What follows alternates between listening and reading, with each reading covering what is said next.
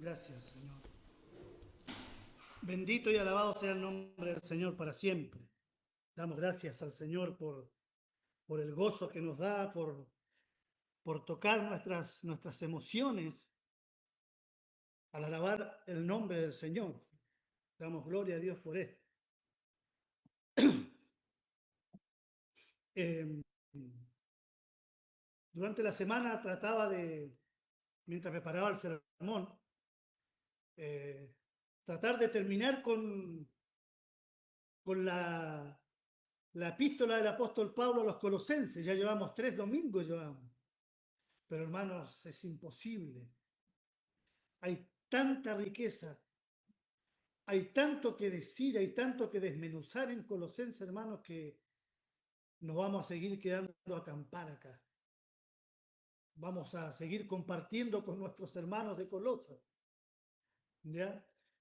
Si recuerdan el domingo pasado, vimos lo que era Colosenses 3 y la aplicación que había para nuestras vidas. Que el Señor nos llamaba a poner nuestra mirada, ¿dónde? En las cosas de arriba, donde está Cristo sentado a la diestra de Dios. Y veíamos lo que el Señor también nos pedía, que era dejar la vida vieja, dejar la ira, la idolatría, la murmuración, todas aquellas cosas que antes quizás hasta practicábamos, pero ya en Cristo eso todo cambió. Pero el apóstol Pablo, hermanos, escribe esta tremenda carta, esta tremenda epístola. ¿Dónde estaba él cuando la escribió? Estaba preso. Estaba siendo torturado porque el carcelero le hacía la vida imposible al apóstol Pablo. En aquella prisión húmeda, oscura, con grilletes, pero sin embargo, cuando comenzamos a leer el libro de la epístola de los Colosenses, él dice que él daba gracias con gozo a Dios, estando en ese lugar, y oraba por ellos.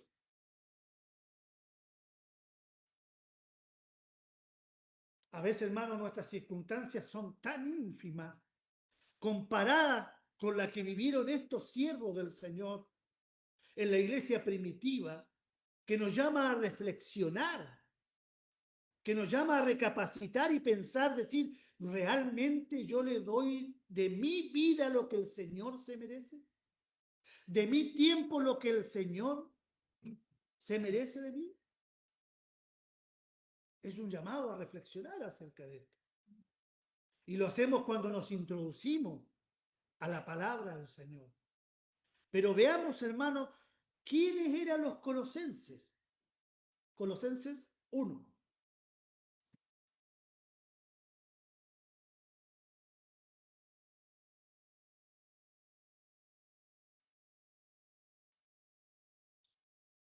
Permiso.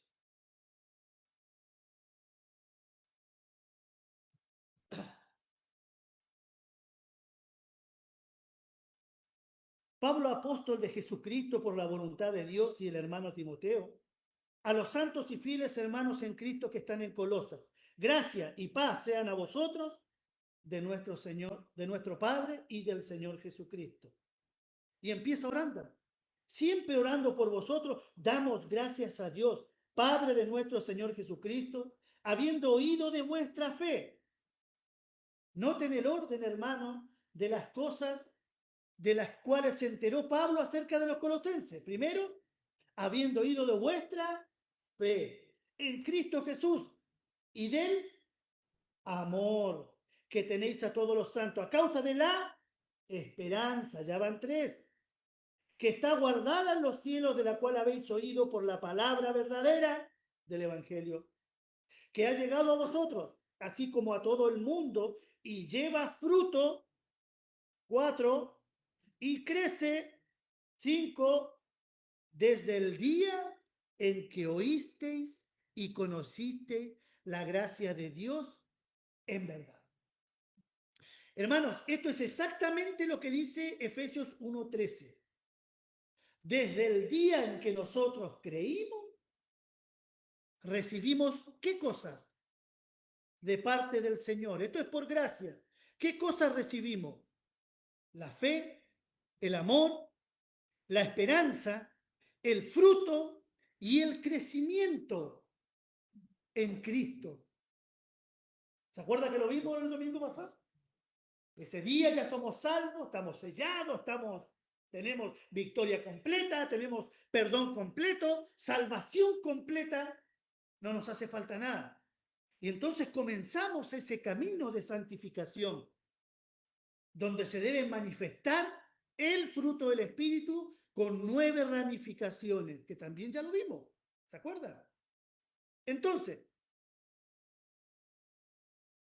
después de todo esto, el apóstol Pablo, sabiendo que los colosenses tenían todo esto, ¿qué es lo que piensa? ¿Qué es lo que comienza a pedirle a Dios? Ora pidiendo la llenura del conocimiento de la voluntad de Dios en toda sabiduría e inteligencia espiritual. Y acá nos vamos a detener. Sabiduría e inteligencia espiritual. Hermanos, si ya tenían fe, si ya tenían amor, si ya tenían la esperanza, el fruto y el crecimiento, ¿por qué Pablo ora por ellos pidiendo a Dios que les dé sabiduría e inteligencia espiritual? ¿Cierto? Hay algo entonces que está sucediendo, que debe suceder acá, porque estas cosas ya las tenían. Pero Pablo añade estas dos. ¿Qué era lo que sucedía en Colosas? Habían entrado falsas doctrinas. Habían entrado falsos maestros en los hermanos, dentro de los hermanos de Colosa, diciendo que los ángeles podían interceder entre nosotros y Dios. Falso, herejía. ¿Qué más? Habían hecho un sincretismo entre judaísmo y la filosofía griega más Cristo. Herejía. Herejía total. ¿Qué más habían colocado? Filosofías humanas, que debían guardar tales fiestas, que no debían comer esto, que debían hacer aquello, no gustar aquello, y que era Jesús, pero más esto y más esto. Eso era lo que estaba sucediendo. Yo les pregunto, hermano, ¿sucede esto hoy? ¿Se ve en las otras religiones? Lo mismo. Lo mismo, hermano. Entonces, la honestidad es que ellos recibieron la verdad del Evangelio de Cristo. Así como lo hemos recibido nosotros. Nosotros hemos recibido el verdadero Evangelio del Señor y solamente una fe, como usted la recibió en Cristo y como usted la está aprendiendo en este lugar en Cristo. Las demás que están afuera, hermano, no es la verdad. Son falsas doctrinas y son herejías. Y esa fe que siguen esas personas, esas sectas, no llevan al cielo. Y tengo que ser honesto, no llevan al cielo. ¿Por qué? Usted puede decir, ellos pueden decir, pero no, pero si yo creo en Jesús, sí, pero no en este Jesús, no en el que Pablo le está enseñando a los colosenses, porque metieron un montón de cosas que no correspondían a la sana doctrina del Evangelio.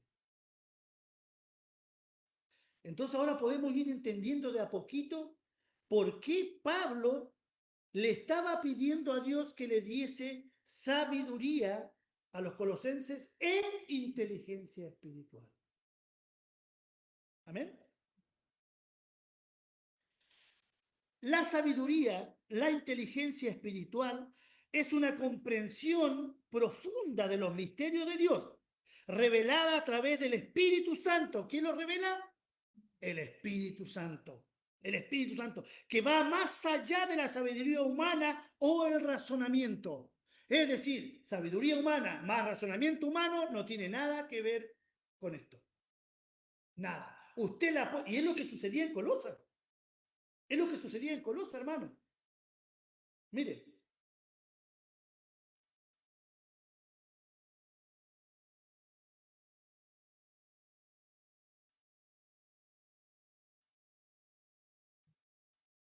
en el 8, en el 2:8, mire lo que dice.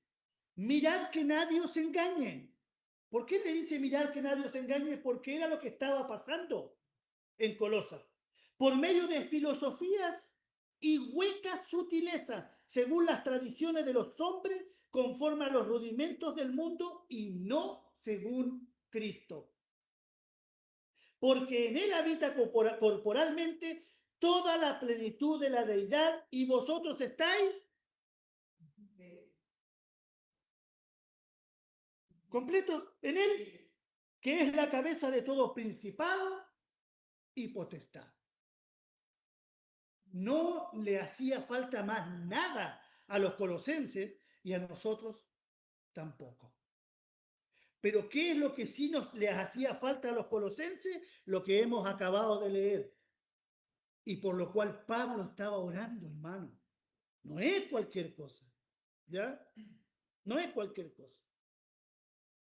Entonces, está más allá de la sabiduría humana o el razonamiento lógico, más allá de eso, fuera de eso, es la capacidad de discernir la voluntad de Dios, entender sus propósitos y aplicarlos a nuestra vida, siendo transformados y llevados a una vida conforme al Evangelio de nuestro Señor. Ahora elaboremos las dos palabras. ¿Qué es sabiduría espiritual? La sabiduría espiritual enfatiza la recepción del conocimiento y el entendimiento de las verdades divinas, que no se adquieren por medios naturales, sino a través de la revelación divina. Esta sabiduría permite comprender el plan de salvación y la naturaleza de Dios. ¿Ya? ¿Qué es lo que dice, hermano, la palabra acerca de por qué no tiene nada que ver la sabiduría humana, ni el mundo puede entender estas cosas? ¿Por qué no? Primera de Corintios 2:14.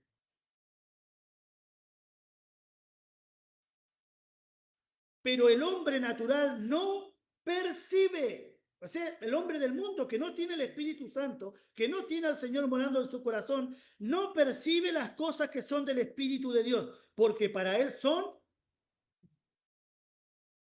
¿No le han dicho que, oye, estos canutos están locos? Claro, para ellos son locuras y no las pueden entender, nunca las van a poder entender, por más que usted se las explique, si no ha sido investido con el poder de lo alto, con el Espíritu Santo, hermano. No las puede entender porque se han de discernir, y ahí está, espiritualmente. El Espíritu Santo debe estar morando en esa persona. Bendito el nombre del Señor. La inteligencia espiritual implica la capacidad de aplicar este conocimiento espiritual a la vida cotidiana, ¿ves? Y ahí está la aplicación. Tomando decisiones sabias y viviendo de acuerdo con la voluntad de Dios. Implica discernimiento, juicio y la habilidad de resolver problemas a la luz de la fe. Y acá vamos a parar un poquitito para poder explicar esto. Si tengo conocimiento de la Biblia, está bien, pero yo necesito la sabiduría espiritual de Dios y necesito también la inteligencia espiritual. ¿Por qué? Le voy a dar un solo caso que la mayoría creo que conocen. No voy a decir nombres, solamente se van a dar cuenta. Llegamos a un hogar, ¿cierto? Y habían estatuas, había un altar, ¿sabe? Ya se dieron cuenta. Escapularios por todos lados, estampitas, y comenzamos a hacer cultos ahí. ¿Sí? Si yo con mi esposo hubiésemos tenido solamente el conocimiento de la Biblia, ¿ya? Sin la sabiduría espiritual y la inteligencia espiritual, ¿qué es lo que hubiésemos hecho? Esto es idolatría. Dice la palabra del Señor en Éxodo: no te harás imágenes, ni de lo que hay arriba en el cielo, ni de lo que hay debajo de la tierra, no te inclinarás a ellas, no las adorarás. Porque no hay otro nombre bajo el cielo dado a los hombres en quien podamos ser salvos. porque no hay otro mediador entre Dios y los hombres en quien podamos ser salvos. Si solamente hubiese tenido el conocimiento, hubiese sido honesto. Lo dice la Biblia, ¿cierto? Pero no hicimos eso. ¿Qué fue lo que usamos? La sabiduría que nos dio el Señor y la inteligencia espiritual. Inclusive un hermano me dijo, hermano, yo le voy a decir que lo saquen, que ni te atrevas. Que lo saquen, eso no es del Señor, hermano, si la Biblia dice, usted me enseñó. Sí, ni te atrevas. Pasó el tiempo, ¿y quién limpió esa casa, hermano? El Señor.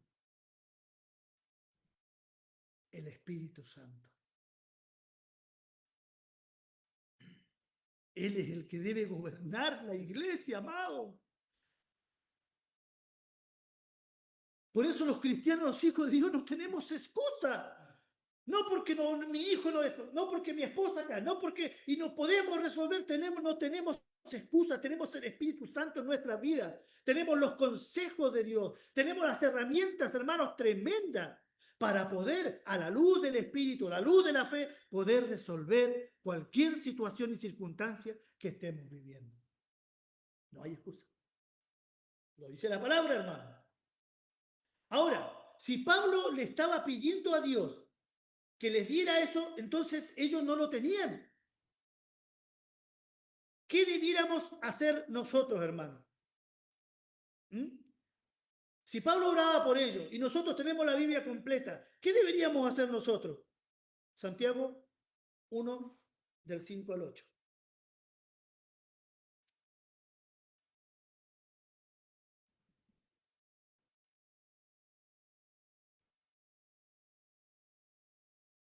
Y vas, mira, a medida que voy leyendo. Y si alguno de vosotros tiene falta ¿de qué? ¿De qué dice? Pídala a Dios, el cual da a todos un poquitito, un pichintún. ¿Cómo dice? Abundantemente y sin reproche y le será dada. Pero pida con qué? Y ahí está lo que ya tenían ellos. ¿Se da cuenta, hermano, cómo se complementa la palabra? Uno va entendiendo. No dudando nada, porque el que duda es semejante a la onda del mar que es arrastrada por el viento y echada a una parte a otra. Y acá viene el condicionante. Ojo, la advertencia. No piense, pues, quien tal haga que recibirá cosa alguna del Señor. El hombre de doble ánimo es inconstante en todos sus caminos. Y esto sí, hermano, es triste de ver. Si lo dice ahí, es porque existe. Cristianos y cristianas, hermanos y hermanas, que son de doblado ánimo. Un tiempito usted los ve, que florecen, que parece que ya arrancan, que parece, y de repente se vienen abajo. De repente usted los ve que vienen, que participan, y de repente usted los deja de ver. Son de doblado ánimo. ¿Nosotros debemos ser así? Bendito el nombre del Señor. El Señor nos está advirtiendo, nos está mostrando, porque eso sucedía en Colosas. Habían hermanos así y hoy en día también hay hermanos así.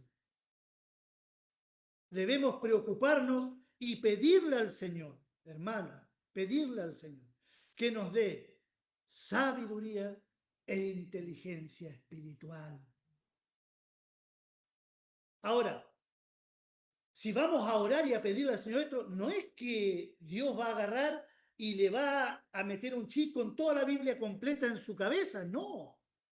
Usted debe ejercitar la lectura de la palabra, debe leerla en su hogar, ¿ya? Debe leerla, debe manejarse con la palabra.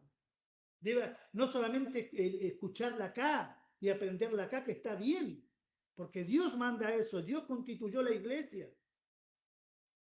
¿Me entiende? Usted en su hogar debe leer la palabra, Y cuando usted se enamora de la palabra y ya hace una comida que usted no puede dejar de tener todos los días, usted ahí comience a pedirle al Señor sabiduría, inteligencia espiritual, tanto como en la palabra del Señor, como en el manejo de su vida y de su hogar. Debemos hacer esto.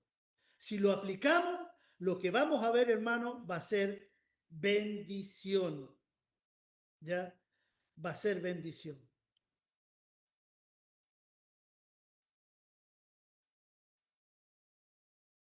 Y hay demasiado, hermano, nos falta la supremacía de Cristo todavía. La vamos a dejar para el próximo domingo. Quería hacer un resumen, pero no lo puedo hacer, hermano, porque hay demasiado acá que todavía tenemos que ver. Entonces, amados hermanos, pidiéndole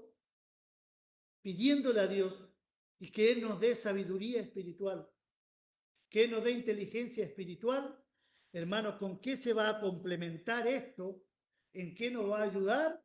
A afirmar la fe, el amor, la esperanza, el fruto, el crecimiento en el Señor.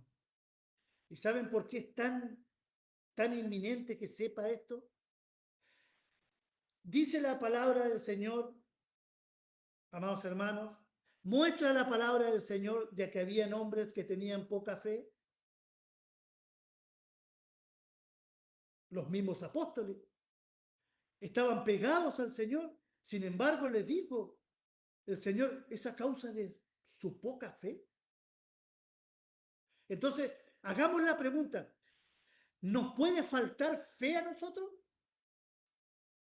¿Puede haber poca fe? ¿Y qué es lo que condiciona esa poca fe? Las circunstancias que vivimos en nuestra vida. Los problemas, las enfermedades, las pruebas hacen que el cristiano mengue en su fe. Las circunstancias. ¿Puede ser que al cristiano se le enfríe el amor? Lo dice la palabra del Señor. Puede pasar que se enfríe el amor de un hijo de Dios.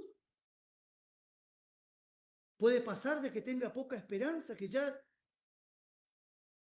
¿Y debido a qué? A las circunstancias que vive. ¿Puede ser que deje de dar fruto? Sí. Menguan los frutos. ¿Debido a qué? A la circunstancia de la vida. Incluye la carne, que es un factor con el cual luchamos hasta que nos vayamos de esta tierra. Influyen las pruebas, las angustias, las penurias. ¿Puede ser que nos falte, dejemos de crecer espiritualmente también? Sí, también, hermano. Pero ¿qué pasa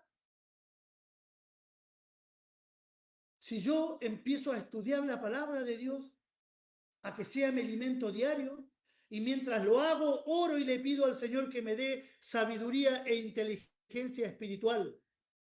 ¿Podré perder lo otro? Si Dios me da, esos son dones del cielo, son regalos de Dios y son para nosotros y debemos pedirlo, lo hemos leído recién. Si el Señor me da en abundancia sabiduría espiritual y me da inteligencia espiritual, ¿podré perder fe, amor, esperanza, fruto y crecimiento? No. No. Y ya era mucho lo que tenía en ello, era una bendición tremenda, pero también le faltaba esto. ¿Lo tenía Pablo, no? Todo esto, amén. El apóstol lo tenía todo este. Imagínese las circunstancias que él estaba viviendo, hermano. Lo agarraban a barazo, lo agarraban a latigazo, le chorreaba sangre por la espalda, hermano. Pero sin embargo, nada cambió en su vida. Cuando le predicó al carcelero, no le chorreaba la sangre por la espalda. Se estaba quejando, pidió este ibupofreno, licencia médica pidió. Cantaban himnos a Dios, hermano. Y la obra siguió de tal manera que se salvó el carcelero y toda su casa completa. Hermano, nada lo cambió. Lo mordió una serpiente en la isla de Malta, el apóstol Pablo. ¿Dios lo libró de que la serpiente lo mordiera? No, la serpiente lo mordió. Los aldeanos estaban esperando que pasaran 20 segundos y se hinchara y muriera reventado, envenenado. Dios lo libró de morir por el veneno de la serpiente. ¿Se da cuenta? Ninguna circunstancia cambió a este varón de Dios. Su fe era inamovible. Su convicción era tremenda, firme. ¿Había otro hombre en el Antiguo Testamento parecido a él? ¿Quién fue? El más probado. El enemigo le quitó todo lo que tenía, los hijos. No. ¿Y cómo dice la Biblia que era él? Íntegro. ¡Qué palabra, hermano! Era temeroso de Dios. Apartado del mal. Santo. Santo significa apartado. Apartado del mal. Íntegro. A pesar de que perdió todo, le dio la gloria a Dios. El Señor me lo dio, dijo, y el Señor me lo quitó. Sea el nombre del Señor bendito. ¿Qué le dijo a su mujer? ¿Aún mantienes tu integridad después de lo que te ha pasado? Maldice a Dios y muérete, le dijo. La propia mujer. Bendito el nombre del Señor. Nada cambió a ese varón tampoco. Porque no servía a Dios por emoción, por sensación, o porque tuviese solamente las bendiciones de Dios. No. Servía a Dios, temía a Dios porque lo amaba. Porque lo amaba. Hemos cantado, hermano, a ti, Señor, levanto el corazón. Te contemplo, te adoro, te exalto. Y nos emocionamos y a veces ruedan unas lágrimas por nuestra mejilla. ¿Por qué? ¿Porque estamos tristes? No, es el gozo y el amor que sentimos hacia nuestro Señor Jesucristo.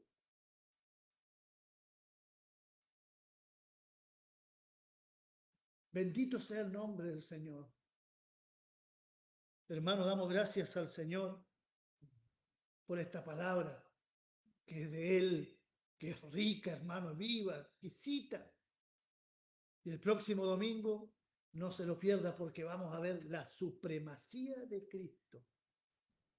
Lo que Pablo dijo del Señor a consecuencia de lo que estaba sucediendo en Colosas, a consecuencia de la falsa doctrina y enseñanza de la cual hemos hablado, vamos a ver qué es lo que dijo Pablo acerca de nuestro Señor.